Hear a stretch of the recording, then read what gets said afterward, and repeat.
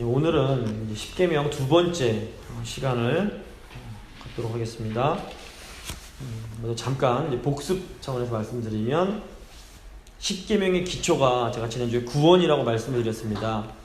그러니까 십계명은 구원받은 하나님 백성들에게 주신 말씀이고 하나님 백성들만 하나님의 율법, 십계명이 대표하는 하나님의 율법을 지킬 책임이 있다고 말씀을 드렸습니다. 물론 언약 밖에 있는 사람들도 하나님 말씀에 순종해야 하지만 이제 그들은 어쨌거나 아직 언약 안에 들어가지 못했기 때문에 이렇게 율법을 직접적으로 지켜야 될 그런 해당 사항은 없습니다.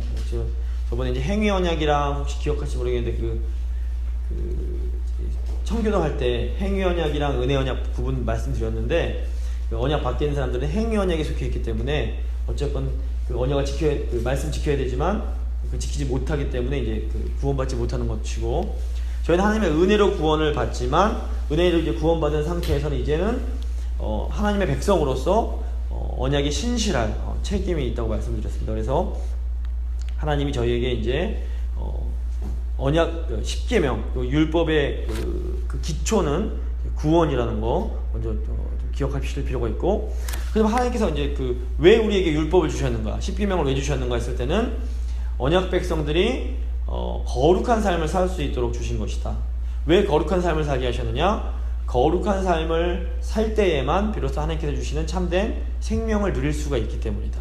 더 쉽게 말씀드려서 하나님이 우리에게 율법을 주신 것은 우리가 생명과 행복으로 가득 찬 삶을 살도록 하시기 위함이다. 이것을 저희가 좀 알 필요가 있습니다. 그래서 어떤 율법이 우리가 하지 말아야 되고 우리를 이렇게 구속하고 힘들게 만들기 위해서 주신 것이 결코 아니라 도리어 반대로 우리에게 참 자유를 주시기 위해서 우리에게 주어진 것이라는 것을 잘 알 필요가 있습니다. 그렇기 때문에 율법은 문자적으로 해석하는 것이 아니라 그 의미를 잘 곱씹으면서 해석해야 된다고 말씀을 드렸습니다. 그래서 율법을 잘못 해석하면 딱딱한 율법주의가 되고, 또 너무 율법을 거부하면 방종으로 흐르게 된다고 말씀드렸습니다. 그래서 근데 복음의 빛, 예수님께서 가르쳐 주신 이 복음의 빛 가운데 율법을 해석할 때에 우리가 참된 율법의 의미를 알게 되고, 그 율법에 순종함으로써 하나님이 주시는 생명을 누리고 참 자유 가운데 거할 수 있습니다. 자, 이제 이 기본 전제를 가지고 이제 5계명 한번 들어보도록 하겠습니다. 5계명은 잘 아시는 것처럼 부모 공경에 대한 본문입니다. 내 부모를 공경하라. 그리하면 내 하나님 여호와가 내게 준 땅에서 생명이 길리라. 그래서 부모를 공경하라는 계명은 핵심이 뭐냐면 권위에 순종하라는 내용입니다. 권위가 뭘까? 이걸 좀 생각해 볼 필요가 있습니다. 5계명은 권위에 관한 계명이다라는 걸 마음에 두시고, 그럼 권위가 뭔가? 권위를 생각할 때 기억해야 될 것이 바로 이제 통치라는 개념입니다. 통치. 이 성경에서 통치가 굉장히 중요합니다. 다스림. 창세기 1장부터 하나님께서 아담과 하와를 만드시고 아담과 하와에게 명령하신 것이 땅을 다스리라는 거였습니다. 그래서 성경 66권은 하나님의 통치에 관한 책이다라고도 볼 수 있습니다. 하나님의 나라가 어떤 나라냐? 하나님께서 왕으로서 통치하시는 나라가 하나님의 나라입니다. 하나님의 백성은 어떤 사람들이냐? 왕이신 하나님의 통치를 받는 백성, 하나님의 말씀에 순종하는 백성들이 하나님 나라의 백성들입니다. 그래서 이 통치의 성경을 이해하려면 이 통치의 개념을 이 다스림의 개념을 잘 이해해야 됩니다. 통치를 보시면 이 세 가지 요소가 있습니다. 권력, 저희가 파워, 힘이라고 하는데 이 힘이 필요하고요, 또 권위가 필요하고 법이 필요합니다. 통치에는 권력, 권위, 법이 필요합니다. 권력은 우선 일단 누구를 다스리려면 힘이 있어야 됩니다. 힘의 종류가 여러 가지가 있어요. 물리적인 힘이 될 수도 있고, 경제력이 될 수도 있고, 여러 가지 어쨌건 힘과 능력, 에너지가 필요합니다. 힘이 없으면 권력을 때 정치 권력으로 생각하지 마시고 힘이 필요합니다. 아이를 다스리려도 능력이 있어야 됩니다. 두 번째, 통치하려면 권위가 필요합니다. 권위는 통치를 위해서 힘을 사용할 수 있는 정당성을 부여해 줍니다. 그래서 힘이 있더라도 권위가 없으면 사람들이 그 통치를 거부합니다. 가령 예를 들어서 어떤 정당한 선거가 아니라 쿠데타로 정권을 잡은 정부는 힘은 있지만 국민들이 그 권위를 인정하지를 않습니다. 그래서 자꾸 어떤 다른 방법으로 무력이라든가 어떤 이제 그런 것들로 이제 이렇게 국민들을 통치하려고 합니다. 저희가 50 때 그래서 이제 국민들이 이제 그 쿠데타로 정권을 잡은 정부이기 때문에 국민들의 그런 정신을 딴 데로 팔기 위해서 3S 정책을 사용했다고 합니다. 하나가 뭐냐면 스포츠, 그다음에 스크린, 그다음에 섹스, 이 세 개의 사람들의 마음을 현혹시켜 갖고 정신이 팔리게 만들어서 이제 그 반항하지 못하게 만들었다는 뭐 그런 얘기가 있습니다. 그래서 그 통치하기 위해서는 권위가 반드시 필요합니다. 또 세 번째, 통치에는 법이 또 필요한데요. 이 법은 통치자가 권력을 사용할 때 그 한계를 정해줍니다. 그래서 과거의 왕정 시대에는 왕의 뜻이 법이 필요 없고 왕의 말이 곧 법이었습니다. 근데 이제 민주주의 국가가 되면서 법치주의가 됐는데, 이게 뭐냐면 법치주의는 최고의 권력을 가진 대통령이라고 해도, 또 국민들의 그런 투표로 권위를 가진 대통령이라고 해도 그 대통령이 법 아래에 있어야 된다는 겁니다. 법의 통치에 따라서 나라를 다스려야 하는 것이 이제 법치주의 국가입니다. 그래서 대통령이라 해도 법을 어기면 이 법에 의해서 심판을 받을 수밖에 없는 것, 이게 이제 법치국가의 개념입니다. 이 통치의 이 3요소가 되게 중요한데요. 그럼 우리의 최고 통치자는 하나님이십니다. 죄가 뭐냐면, 이 통치 개념에서 봤을 때 죄란 하나님의 통치를 거부하는 반역행위입니다. 그러니까 하나님, 이게 무슨 우리의 통치? 아담과 하와에게 하나님께서 선악과 먹지 말아라 라고 말씀하셨습니다. 이 통치를 인정한다는 건 뭐냐면 그 말씀에 순종하는 겁니다. 근데 아담과 하와가 그 말씀에 불순종함으로써 그 하나님의 통치를 거부합니다. 그래서 죄의 속성에는 통치를 거부하는 반역, 이런 그런 속성이 들어있습니다. 그래서 하나님 말씀에 순종해서 하나님의 다스림을 받는 것이 바로 하나님의 나라의 삶을 사는 것의 핵심이라고 볼 수 있습니다. 그래서 하나님 백성은 최고 권위자이신 하나님께 순종하는 사람들입니다. 하나님은 순종할 때에 복을 주시고 더 나아가서 하나님의 백성들을 책임져 주시겠다라고 약속을 해주십니다. 중요한 것은 그럼 우리가 어떻게 하나님께 순종할 수 있는가 하는 것입니다. 기본적으로 우리는 권위자들에게 순종함으로 하나님께 순종할 수 있습니다. 우리는 타락한 세상 속에서 살아가기 때문에 이 통치 또는 다스림, 이런 단어가 굉장히 불편하게 느껴집니다. 그리고 복종이라는 단어가 그렇게 마음에 편치가 않게 느껴지는 경우가 많습니다. 하지만 이 통치나 다스림이라는 단어가 반드시 강압적이고 부정적인 것만은 아님을 기억할 필요가 있습니다. 원래 성경의 이 통치 개념에는 돌봄이라는 단어가 그 개념이 포함되어 있습니다. 그래서 부모도 자녀를 다스리고 통치하는 겁니다. 근데 부모가 뭐 강압적으로 하는 것뿐만 아니라 따뜻하게 돌보고 먹이고 기르고, 이런 과정도, 이런 모든 것도 다 통치에 포함이 됩니다. 그래서 좋은 통치자, 좋은 권위자, 좋은 지도자, 좋은 부모 밑에 있다는 것은 굉장히 복된 일입니다. 그래서 이 좋은 이 통치자를 만나는 것은 큰 복이라고 볼 수 있습니다. 그런데 이 성경은 이 모든 권위가 하나님으로부터 온다라고 가르칩니다. 그 중에서 가장 기초가 되는 권위가 뭐냐면 부모의 권위입니다. 그래서 좋은 부모를 만난다는 것은 굉장히 복된 일입니다. 그리고 부모님의 권위에 순종하는 것은 나아가 하나님께서 허락하신 다른 권위들에 순종하는 기초가 됩니다. 세상에 보면 많은 이제 그 권위들이 있습니다. 영적 권위는 목사나 장로 같은 교회 지도자들을 저희 영적 권위라고 볼 수 있습니다. 또 교육적 권위도 있는데 이제 교사나 교육자들, 사회적 권위는 연장자, 어른들을 또 사회적 권위라고 볼 수 있습니다. 정치적 권위, 행정관료 위정자, 뭐 대통령이나 이런 분들, 그리고 경제적 권위는 고용주, 사장님, 이런 분들을 또 권위라고 볼 수 있습니다. 근데 이제 오늘 보시면 이 5계명은 부모에게 부모를 공경하라고 했는데, 이것은 우리가 부모님으로 상징되는 권위에 순종할 때에 우리에게 형통이 있다, 복이 있다라는 이제 약속이 있는 계명입니다. 근데 이제 현대가 되면서 점점 권위를 부정하는 경향이 더 많아지고 있습니다. 하지만 성경적으로 볼 때 이 권위에 순종하는 것은 굉장히 중요합니다. 물론 이 권위자가 하나님 뜻에 정면으로 반대되는 것을 요구할 때가 있습니다. 그럴 때는 권위자보다 더 높은 권위인 하나님의 권위에 순종하기 위해서 이 권위자의 말에 불복종하는 것도 때로 필요합니다. 가령 부모님이 자녀들한테 야 가서 저거 좀 훔쳐와라 시킨다면 자녀들은 그 도둑질은 하나님 권위에 하나님 뜻에 완전히 명백하게 안 되는 거기 때문에 그때는 부모님께 부모님 제가 그 말씀에 순종을 못하겠습니다 라고 공손하게 불순종할 필요가 있습니다.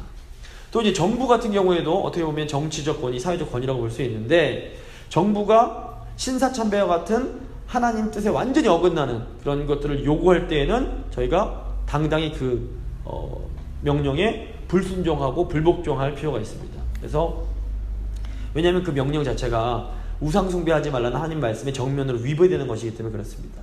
그래서 근데 이제 이런 권위에 때로 불복종해야 할 때가 있지만 이런 경우들은 사실 지극히 예외에 해당됩니다. 성경은 그렇기 때문에 이제 권위가 엉뚱한 권위, 하나님 뜻에 반대되는 권위가 나타나면 우리가 굉장히 힘들기 때문에 권위자들을 위해서 이 하나님께서 권위 주신 자들을 위해서 기도할 것을 가르치십니다. 그래서 보통의 경우에는 우리는 이 권위자들에게 순종하는 것을 통해서 하나님께서 주시는 그런 복과 형통을 경험할 수 있습니다.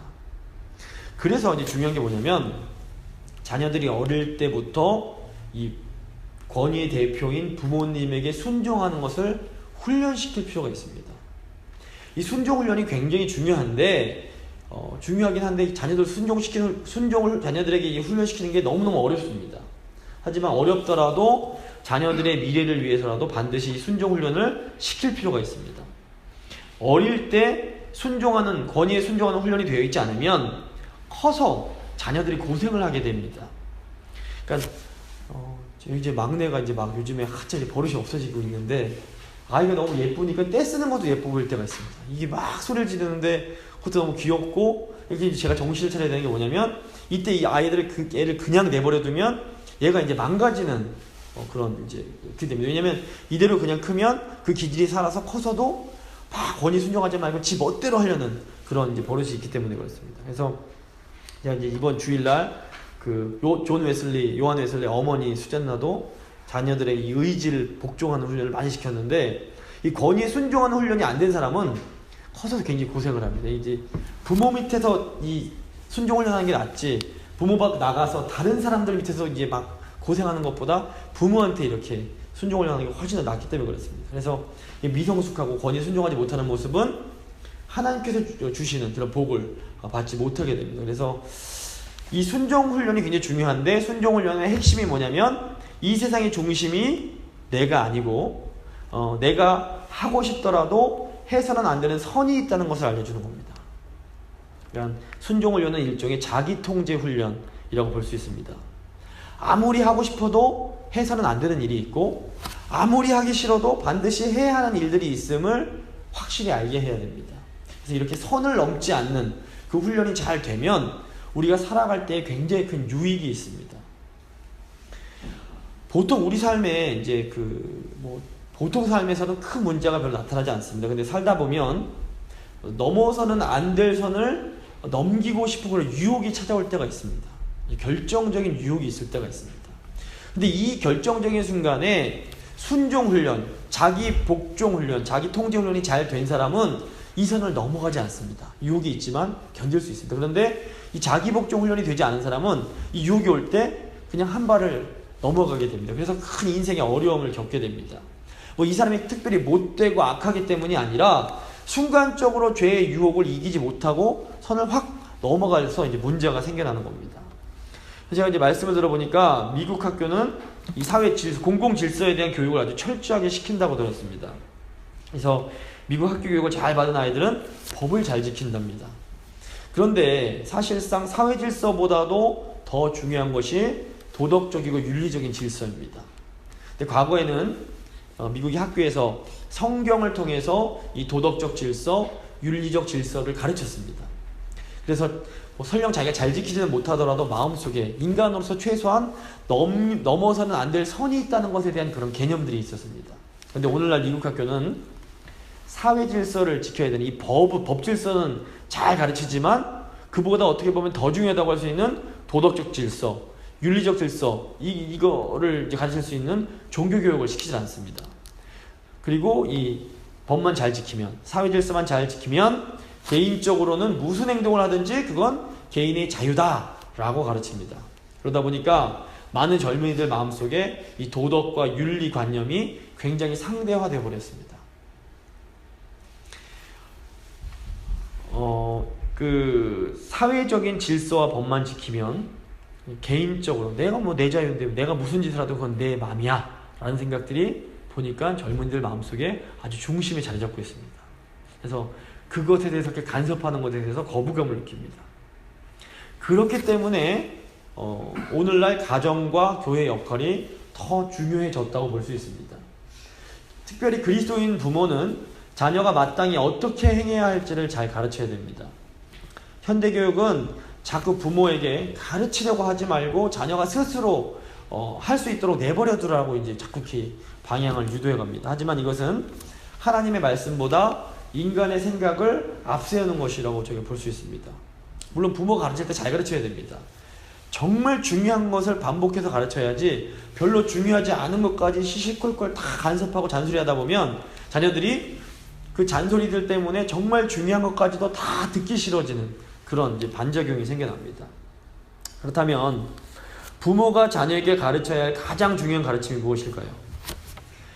하나님의 은혜에 감사하며 믿음으로 하나님 말씀에 순종하면서 살아야 된다는 것, 이걸 가르쳐야 됩니다. 하나님의 은혜를 가르치고 믿음으로 하나님 말씀에 순종해야 한다는 것을 가르쳐야 됩니다. 가장 중요한 건 뭐냐면 부모들이 먼저 이 삶을 살기 위해서 노력해야 된다는 겁니다. 부모가 먼저 하나님 은혜에 감사하는 삶을 살고 믿음으로 말씀에 순종하는 삶을 살아야 됩니다. 아이들은 부모의 말이 아니라 삶을 보고 배우기 때문에 그렇습니다. 그래서 아이들은 부모의 뒷모습을 보고 자란다, 이런 말이 있습니다. 그러니까 매일 하나님 말씀에 순종하는 것, 그런 삶을 살아가는 것을 이제 로마서에서는 삶의 예배라고 부르는데, 먼저 부모님들이 하나님 말씀에 순종하는 삶의 예배를 드리는 그런 삶을 살아가야 됩니다. 제가 그 정통주의 할 때 하이델베르크 말씀드렸었는데, 하이델베르크 독일에서 이제 교리문도 만드는 것 중에서 104번 문항을 보면 10계명 5계명을 이렇게 설명합니다. 내 아버지와 어머니뿐 아니라 나에 대해 권위를 가진 모든 사람에게 모든 공경과 사랑과 충성을 나타내고 그들의 좋은 가르침과 징계에 마땅히 순종하며 그들의 연약함과 부족함을 참고 견디라는 것입니다. 그들의 손을 통해 우리를 다스리시는 것이 하나님의 뜻이기 때문입니다. 여기서 주목해야 될 것이, 하나님이 우리에게 주신 권위자, 부모님으로 대표되는 권위자의 선한 가르침과 징계에 순종할 뿐 아니라 그들의 연약함과 부족함을 견뎌야 한다는 겁니다. 우리 부모님 또 우리의 권위자들은 하나님이 허락하신 권위를 받으신 분들입니다. 하지만 동시에 인간들입니다. 그래서 연약함과 부족함이 있을 수밖에 없습니다. 부모 공경에는, 즉 권위에 순종하는 이 내용에는 이런 인간적인 연약함과 부족함을 참고 견디는 것도 포함이 됩니다. 솔직히 이제 근데 순종해야 되는 입장에서는 이게 쉽지가 않습니다. 그래서 자녀들이 때로 부모님의 권위에 반항하고 벗어나는 경우도 많습니다. 하지만 부모님이 고의적으로 하나님의 뜻에 반대하는 상황이 아니라면 자녀는 부모님이 좀 연약함이 있을지라도 부모님 말씀에 순종하는 훈련을 해야 됩니다. 이게 다른 권위자를 대할 때도 마찬가지입니다. 성경을 보시면 요셉은 애굽왕 바로를 권위자로 섬겼고, 다니엘은 바벨론과 페르시아의 왕들을 섬겼습니다. 근데 요셉과 다니엘이 사실 하나님 경외하는 사람들이었는데, 볼 때에 이방 왕들의 모습이 정말 말도 안 되게 어처구니 없고 막 죄짓고 답답한 경우가 많았을 겁니다. 하지만 이들은, 권위자들이 특별히 하나님 뜻에 어긋나는 일을 시키지 않았을 때에는 그 왕들에게 철저하게 순종합니다.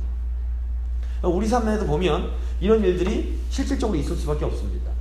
우리 권위자들이 다 하나님 보시기에 완전할 수 없습니다. 하지만 그 권위자들이 고의적으로 정말 악하게 하나님 뜻을 어기는 것이 아니라면, 하나님 뜻 안에 있는 거라면 우리가 이해할 수 없어도 순종할 수 있어야 됩니다. 이것은 권위자의 어떤 불의와 악을 눈감아도 된다는 뜻이 결코 아닙니다. 하나님의 뜻에 명확히 어긋나는 것이 아닐 때에는 내 생각으로는 잘 이해가 되지 않아도 그 권위에 즉시 기쁘게 순종하는 훈련을 해야 합니다. 물론 이 과정이 결코 쉽지가 않습니다. 그런데 바로 이 고통스러운 순종의 과정을 통해서 우리 안에 지혜가 자라고 인생에 깊이가 생겨납니다. 부모님이나 권위자의 연약함과 부족함에도 불구하고 순종하려는 과정 속에서 인간에 대한 이해가 깊어지고 삶에 대한 통찰이 생겨납니다. 그래서 자꾸 뛰쳐나가려고 이러다 보면 지혜가 자라날 틈이 없습니다. 힘들어도 참고 견디는 시간들이 필요합니다. 뭐 저보다 이 부분은 사실 더 오래 사셨기 때문에 훨씬 더 잘 아실 텐데, 우리의 삶이 그렇게 무자르듯이 반으로 싹 자를 수 없는 부분들이 굉장히 많습니다. 선과 악이 뒤섞여 있고, 어떤 사람을 봐도 너무 좋은 분인데 막 그 안에 또 연약한 거 이런 것도 다 뒤섞여 있는 것이 우리의 모습입니다. 그래서 다른 사람의 어떤 잘못에 대해서 함부로 판단한다는 것은 그 사람이 아직 인생에 대해서 이해가 부족하다라고 말할 수도 있습니다. 그래서 권위에 순종하는 것을 훈련하는 것이 우리에게 굉장히 유익합니다. 성도님들은 이제 영적인 권위에 순종하는 훈련을 하시는 것이 더 필요합니다. 근데 이제 목사들 중에 보면 이 영적 권위를 남용하는 인간들이 굉장히 많습니다. 이게 참 부정행위 많습니다. 저도 이 위험성을 잘 알기 때문에 항상 극도로 조심하려고 노력을 하고 있지만, 솔직히 저도 저 자신을 잘 믿지 못합니다. 아직은 뭐 어리고 젊어서 한다 할지라도. 그래서 우리는 하나님의 은혜를 의지하며 살아야지 사람은 절대로 믿을 수 있는 존재가 아닙니다. 그래서 성도님들도 열심히 말씀을 배우셔서 말씀 가운데 영적인 분별을 하실 필요가 있습니다. 목사가 하는 말이 정말로 하나님의 영광과 성도들의 유익을 위한 것인지 잘 분별하셔야 됩니다. 그냥 목사 말이라고 다 아멘 이렇게 받으시면 안 됩니다.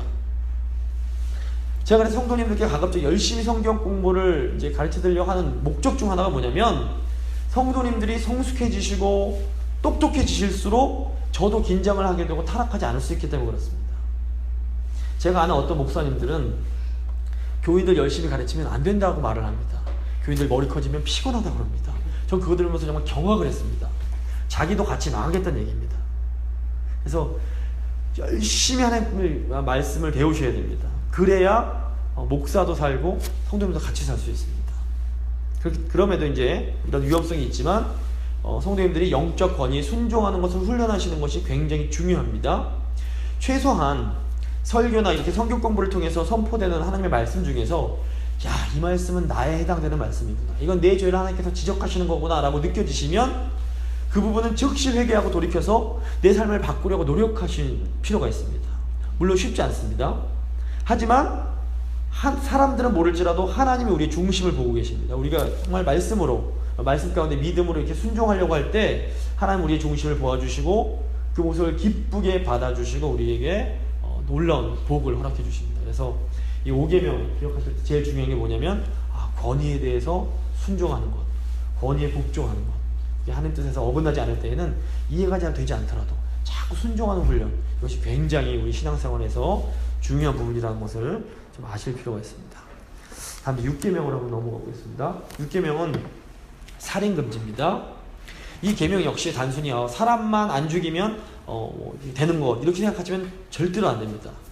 이 계명도 복음의 빛으로 해석할 때 제대로 이해할 수 있습니다. 복음서를 보시면 예수님은 이 살인의 뿌리에 해당하는 시기, 미움, 분노, 복수심이 다 살인이라고 말씀하십니다. 나아가 인내, 화평, 온유, 자비, 친절, 원수 사랑까지 나아갈 때에 비로소 이 6계명을 성취하는 것이라고 볼 수 있습니다. 하나님 보실 때는 사람을 꼭 칼로 죽이고 돌로 때려 죽이지 않아도 누구를 미워하는 것 자체가 살인과 똑같습니다. 근데 이상하게도 우리 옆에는 항상 우리를 힘들게 하는 사람들이 있을 때가 많습니다. 근데 우리를 힘들게 한다고, 아유 저 사람 좀 없어지면 좋겠다라는 생각하는 것 자체가 하나님 보실 때는 마음으로 그 사람을 죽이고 있는 겁니다. 나를 힘들게 하는 그 사람을 내 옆에 두신 분이 바로 하나님이십니다. 하나님이 그런 사람을 우리 옆에 두실 때에는 반드시 거기에 목적과 이유가 있습니다. 사무엘서를 보시면 다윗 옆에 사울왕이 있습니다. 왜 하나님이, 이 다윗이 사울왕한테 잘못한 게 없습니다. 오히려 사울을 도와주고 사울을 위해서 열심히 봉사했습니다. 그런데 사울은 다윗을 못살게 굴고 자꾸 죽이려고 그럽니다. 왜 하나님이 다윗에게 이 사울과 같은 사람을 허락하셨을까요? 우리가 이 성경을 보면서 이런 것들을 잘 묵상하면서 고민할 필요가 있습니다.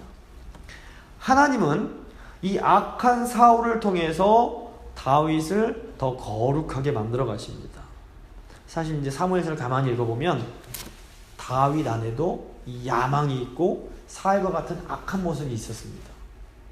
그런데 다윗이 사울에게 시달리는 기간 동안 다윗은 자기 안에 있는 이 사울의 악한 모습을 죽여갈 수 있었습니다. 다윗이 사울에게 시달리면서 사울의 그 악하고 치졸한 모습에 치를 떨었을 겁니다. 그러면서 자신 안에 감추어져 있던 마치 사울과 같은 그 치졸한 모습들을 들여다보면서 그것을 이제 주 하나님 앞에, 신약적인 용어로 하면 십자가에 못 박는 작업들을 그 오랜 기간 동안 했던 겁니다. 만약 다윗 곁에 이 사울 같은 존재가 없었다면 시간이 지난 후에, 다윗이 왕이 된 후에 다윗도 사울과 같은 괴물로 변했을 가능성이 매우 높습니다.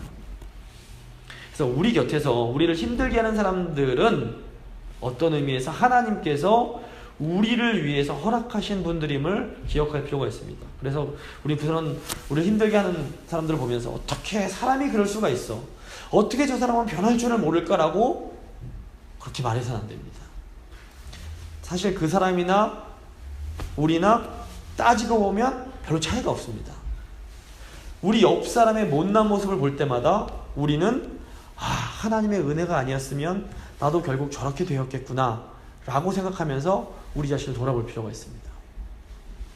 다윗의 위대함은 사울에게 그렇게 괴롭힘을 당하면서도 결코 복수하지 않은 것입니다. 저 사람이 나한테 이렇게 행동하니까 나도 저 사람에 똑같이 갚아줘야지 라고 말하는 것 역시 하나님 보실 때는 살인입니다. 하나님 계명이 이렇게 지키기가 어렵습니다. 이건 그럼 이렇게 어려우면 도대체 이걸 어떻게 지킬 수 있어요? 이렇게 이제 생각하실 수 있습니다. 그래서 우리는 본성상 다 살인을 할 수밖에 없는 죄인들입니다. 그리고 본성상 우리는 다 살인자들이라는 것을 인정할 필요가 있습니다. 우리가 실제로 살인하지 않는 것은 다 하나님의 전적인 은혜 때문입니다. 감옥에는 저 살인자, 나는 저 사람이랑 달라? 이렇게 말하는 것 자체가 아직 내가 누군지 잘 깨닫지 못한 겁니다. 우리가 그냥 단순히 살인하지 않는 것이 아니라 이 6계명을 온전히 성취하려면, 그렇기 때문에 우리는 반드시 믿음으로 거듭나야 합니다. 예수 그리스도를 믿는 참 믿음으로 거듭나지 않으면 살인하지 않는 삶은 불가능합니다. 저희가 감사한 것은 예수 그리스도 안에서 살인하지 않는 삶을 살 수 있다는 겁니다. 칭의교리 기억하시죠? 칭의. 그러니까 믿음으로 의롭게 되는 것. 칭의에서 제가 루터가 아름다운 교환이 일어난다고 말씀드렸습니다. 그래서 칭의됐을 때 우리의 죄가 다 예수님께로 전가되고 또 예수님의 그 순종을 통해서 얻은 의의가 다 우리 걸로 옮겨온다라고 말씀드렸습니다. 그래서 예수 그리스도의 의의가 칭의 때 우리의 것이 됩니다. 그런데 이 믿음으로, 여기서 끝나는 게 아닙니다. 믿음으로 예수 그리스도의 순종도 우리의 순종이 될 수 있습니다. 예수님께서 7번씩 70번이라도 용서하라고 하십니다. 이것은 그냥 인간적인 의지로 막 용서해야지 한다고 되는 것이 아니라 사랑의 영이신 성령이 우리를 온전히 다스리실 때만 가능한 일입니다. 성령이 나를 다스려주지 않으시면 우리 안에는 미움의 영이 나를 다스릴 수밖에 없습니다. 아까 장로님도 기도해 주셨는데 이 영으로 살아가야 됩니다. 지금 다른 성도를 내 몸처럼 정말 아끼고 사랑하는 성령의 영이 우리를 다스리고 있는지, 아니면 다른 성도를 막 미워하는 미움의 영이 나를 다스리고 있는지 잘 좀 생각해 볼 필요가 있습니다. 다른 성도들의 말이나 행동 때문에 쉽게 서운해지고 그래서 다른 사람들을 향해서 불평불만하고 비난하는 모습이 있다면 성령의 영이 아니라 미움의 영이 나를 지배하고 있는 것입니다. 그래서 사랑의 영이 우리를 다스리고 있지 못하다면 그 사람은 예수님께 속하지 않은 사람이거나 예수님에 속했다고 해도 예수님과 가까이 있지 않은 사람입니다. 그래서 우리는 우리 자신을 돌아보면서 가까이 있는 교인에게 먼저 사랑을 실천할 수 있어야 됩니다. 교인들을 사랑하지 못하는 사람은 구약적으로 봤을 때는 마치 성소에서 살인을 저지른 것 같은 죄를 짓는 것이기 때문에 그렇습니다. 근데 이게 아시겠지만 결코 쉽지 않습니다. 그렇기 때문에 우리에게 간절한 기도와 성령 충만이 반드시 필요합니다. 우리가 성령으로 충만해지면 어떻습니까? 마음이 너그러워지고 용서가 잘 됩니다. 성령 충만하지 못하면 금세 우리의 연약한 모습들이 드러나고 불평하고 미워하는 마음이 자꾸 생겨납니다. 그래서 사도 바울이 에베소서에서 술 취하지 말라 이는 방탕한 것이니 오직 성령으로 충만함을 받으라 라고 이제 명령을 합니다. 그래서 항상 성령 충만하셔야 됩니다. 그래야만 우리가 살인하지 않는 이 6계명을 지킬 수 있습니다. 마지막 7계명 간행 금지입니다. 이 계명 역시 바람만 안 피우면 지켰다라고 말할 수 있는 그런 계명이 아닙니다. 하나님은 이 결혼을 굉장히 중요하게 생각하십니다. 요즘 젊은이들을 보면 이 결혼을 굉장히 가볍게 생각합니다. 젊은이들은 이 언약 안에서 맺어진 그 한 사람과 일평생을 살아가는 것, 이 결혼이라는 이 제도 자체를 굉장히 고리타분한 그런 것으로 생각을 하는 사람들이 많습니다. 지금 한국도 보면 미국처럼 이 결혼이라는 제도 자체를 굉장히 회의적으로 생각하는 사람들이 늘어가고 있는 추세입니다. 결혼을 해도 아이도 안 낳고 결혼 자체도 안 하고 그냥 살고 이런 사람이 점점 많아지고 있습니다. 하지만 성경적으로 볼 때 이 결혼이라는 이 언약 안에서 하나 된 이 남자와 여자는 하나님의 형상을 드러내는 존재들입니다. 부부가 굉장히 중요합니다. 창세기 1장과 2장을 보시면 결혼을 굉장히 아름답게 묘사합니다. 그래서 하나님이 아담 혼자 지어놓으시고 독처하는 것이 좋지 못하다 이렇게 보시고 말씀하시고 하와를 지어주셨는데 아담은 하와를 향해서 너는 내 뼈 중에 뼈요 살 중에 살이다 라고 고백을 합니다. 그래서 보면 남자와 여자는 서로를 위해서 만들어졌습니다. 여자 없는 남자는 완전하지 못하고 남자 없는 여자도 삶에서 만족을 느낄 수 없습니다. 남편과 아내는 서로에게 속해 있다고 볼 수 있습니다. 그래서 남편은 아내에 속해 있고 아내는 남편 안에 속해 있습니다. 그래서 남자와 여자는 한 몸이 되어 벌거벗었지만 서로 부끄러워하지 않았습니다. 그러니까 이 아담과 하와는 서로를 있는 모습 그대로 받아주는 그런 관계였습니다. 그런데 이제 타락이 이 결혼 생활에 엄청난 악영향을 미치게 됩니다. 타락 후에 보시면 사람이 이제 인간들이 아담과 하와가 서로 벗은 것을 부끄러워하게 됩니다. 이것은 뭐 하나님께만 부끄러운 게 아니라 서로도 부끄러워합니다. 이건 단순히 벗은 몸에 해당되는 표현이 아닙니다. 성경을 좀 보면 타락하기 전에는 서로 벗고 있던 것이 아무 문제가 되지 않았습니다. 이것은 있는 모습 그대로 좋았던 겁니다. 근데 죄가 들어오면서 과거에 아무 문제가 없었던 것이 눈에 거슬리고 문제로 보이기 시작합니다. 그리고 서로 결국 몸을 가리게 되고 서로에게서 멀어지게 되는 것입니다. 지금 뭐 이제 배우자의 모습이 전부 마음에 드십니까? 아마 그렇진 않으실 겁니다. 근데 이제 배우자의 모습이나 행동 자체가 문제라고 생각하는 사실 그렇지 않을 경우가 많습니다. 지금 문제로 보이는 모습이 어떤 의미에서 결혼하기 전에는 매력으로 보였을 수 있습니다. 그래서 뭐 처녀들 보면 남자다운 멋진 막 그 경상도 남자 막 무뚝뚝하고 남자다운 걸 좋아서 결혼했는데 결혼하고 보니까 완전 꽝인 겁니다. 말도 잘 안 해주고. 이게 결혼하기 전에는 매력적이었는데 결혼하고 보니까 문제로 보이기 시작하는 겁니다. 진짜 문제는 어떻게 보면 배우자의 모습이나 행동이 아니라 그 배우자의 모습과 행동을 거슬러 보이게 만드는 우리의 죄가 문제입니다. 죄는 하나님과 우리의 관계를 무너뜨릴 뿐 아니라 부부관계를 비롯한 모든 관계를 무너뜨려 버립니다. 죄의 가장 대표적인 특징이 제가 자기중심성이라는 말씀을 자주 드립니다. 결혼관계 안에서도 하나님이 아니라 내가 중심이 되면 그 관계가 결코 좋아질 수가 없습니다. 죄로 인해서 사람이 자기중심적이 될 때 어떤 일이 일어납니까? 배우자가 내가 원하는 것을 해주고 내가 원하는 것을 채워줘야 한다라고 생각을 하게 됩니다. 그리고 배우자에게 계속해서 내가 원하는 것을 요구합니다. 이것 좀 해라, 이것 좀 해라. 그런데 배우자가 아무리 노력을 해도 내가 원하는 것을 완전히 채워주기가 참 어려울 때가 많습니다. 그러다 보면 결국 배우자의 모습이 만족이 되질 않고 계속해서 불만이 쌓여져 가게 됩니다. 어떻게 해야 될까요? 우리는 우리의 진정한 욕구는 오직 하나님만이 채워주실 수 있음을 인정해야 됩니다. 남편이나 아내는 물론 서로의 필요를 채워줄 의무가 책임이 있습니다. 하지만 우리는 남편이나 아내로부터 참된 만족을 얻지는 못합니다. 우리의 가장 깊은 욕구는 반드시 하나님 안에서 채워져야 됩니다. 우리가 하나님 안에서 참 만족을 얻고 나면 어떻게 됩니까?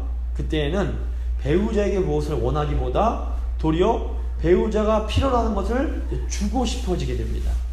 그래서 서로 나한테 더 잘하라고 요구하다 보면 끝이 없습니다. 배우자가 나한테 더 잘해주길 바라기보다 내가 배우자에게 더 잘하려고 노력할 필요가 있습니다. 그러니까 부부가 서로 많이 받으려고 싸우지 말고 서로 더 많이 주려고 선의 경쟁을 해야 됩니다. 내가 더 잘해줘야지. 이런 걸 자꾸 연습해야 됩니다. 죄는 우리가 배우자의 행복을 구하기보다, 그러니까 아내나 남편의 행복을 구하기보다 자꾸 내 이익, 내 만족을 추구하게 만듭니다. 그러니까 죄는 내 만족을 위해서 배우자를 이용하게 만듭니다. 간음이라는 것은 기본적으로 배우자로부터 내 욕구를 채우려고 하는 그 죄에서 비롯됩니다. 배우자가 내 욕구를 취하고 싶어 하니까 배우자가 만족스럽지 않으니까 다른 사람을 찾게 되는 겁니다. 성경에 나오는 일부 다처제 역시 바로 이런 죄에서 비롯된 겁니다. 그래서 구약을 보시면 성경 인물들이 일부 다처가 좀 있습니다. 많이 있습니다. 뭐 아브라함도 그렇고 다 그런 경우가 많은데, 이것을 보면서 이제 어떤 사람들은 성경이 일부 다처제를 지지한다라고 생각하는 분들이 간혹 계십니다. 하지만 이것은 또 성경을 완전히 오해하는 것입니다. 일부 다처제는 인간의 타락으로 인해서 생겨난 문화로서 하나님께서 어쩔 수 없이 허용해 주신 것이 결코 일부 다처제는 하나님께서 기뻐하지 않으십니다. 복음서를 보면 예수님께서 남자와 여자가, 한 남자와 한 여자가 만나서 결혼하는 것이 하나님 뜻이다라고 분명히 말씀하십니다.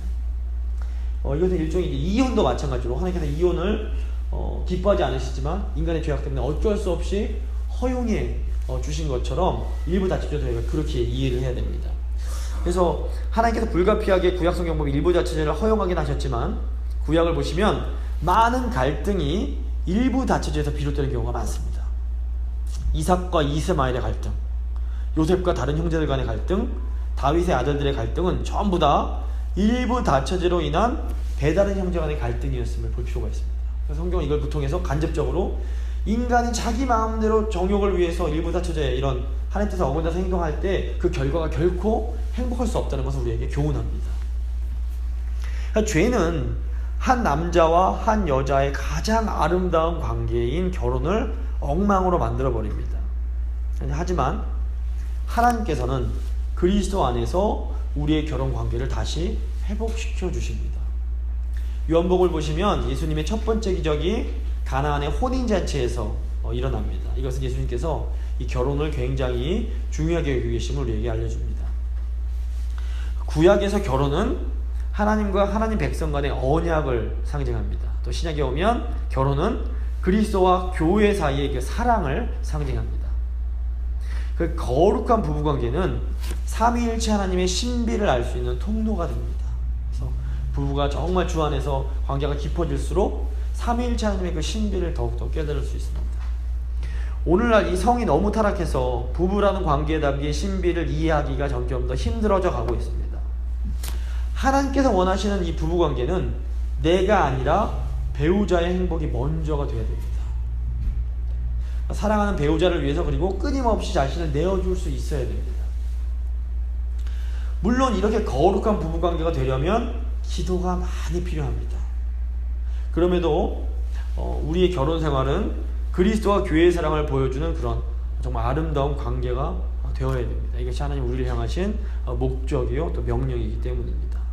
그러니까 나는 바람 안 피웠으니까 이 간음하지 말라는 계명은 잘 지켰어 생각하는 것은 하나님의 이 계명에 담긴 그 깊은 의미를 아직 제대로 이해하지 못하는 것이라고 볼 수 있습니다.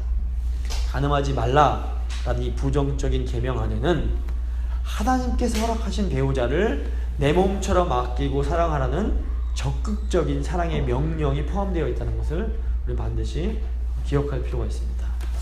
오늘 결론을 좀 내려보겠습니다. 오늘 세 계명을 배웠습니다. 이 진도를 빨리 뺄까 하다가 이 한 계명이 너무 의미가 중요하기 때문에 좀 속도를 늦추더라도 좀 자세히 다루고 가려고 합니다. 그래서 오늘 부모공경에 대해서 배웠습니다. 부모공경은 권위에 대한 복종, 권위에 대한 순종에 관한 계명이었습니다. 부모공경이 기초지만 부모뿐 아니라 다른 사회적 권위들에도 순종해야 합니다. 여긴 반드시 약속이 있고 순종할 때에 하나님께서 형통을 약속해 주십니다. 근데 인간은 기본적으로 불순종하는 존재이기 때문에 이 순종이 쉽지가 않습니다. 그래서 성령을 의지함으로 순종을 훈련할 필요가 있습니다. 살인금지 계명은 이웃을 미워하지 않을 뿐 아니라 적극적으로 사랑해야 하는 계명입니다. 이것도 역시 우리 힘으로 불가능합니다. 성령으로 충만하면 그런데 가능합니다. 성령 충만하도록 기도해야 됩니다. 하지만 가는 금지가 있었습니다. 하나님은 결혼이라는 관계를 너무나 소중하게 여기십니다. 우리도 하나님께서 우리에게 허락하신 결혼이라는 관계를 정말 소중하게 여기면서 잘 가꾸고 돌봐야 됩니다. 결혼 관계의 가장 큰 적이 바로 자기중심성입니다. 이기심입니다. 저 사람은 나를 위해서 존재해. 이런 생각 버리셔야 됩니다. 내가 저 사람을 위해서 존재해. 하나님이 저 사람을 위해서 나를 붙여주셨어. 내가 저 사람을 잘 가꾸고 돌봐야 돼. 잘 키워줘야 돼. 이런 마음을 가지고 계속 사랑을 부어주시면 결혼관계가 자라날 수 있습니다. 남편도 아내도 모두 같은 마음으로 그렇게 해야 됩니다. 그래서 배우자가 나를 위해서 무언가 해주기를 자꾸 바라기보다 내가 먼저 우리 배우자를 위해서 무엇을 해줄 수 있을까 생각하고 노력해야 됩니다. 이것도 우리 힘으로 안 됩니다. 성령으로 충만해야 됩니다. 그래서 오늘 좀 기억하시면서 하나님 이 귀한 계명, 이거 계명 왜 주셨냐면 우리 행복하라고 주신 겁니다. 그러니까 우리를 위해서 주신 계명입니다. 이것은 이 행복이 어떤 데 가는 게 아니라 우리가 이 말씀에 순종할 때 그 행복이 고스란히 우리가 누리게 됩니다. 그래서 하나님 앞에서 하나님 이 귀한 계명 주시면 감사합니다. 저희가 너무 귀한 줄 아는데 저희 힘으로 안 됩니다.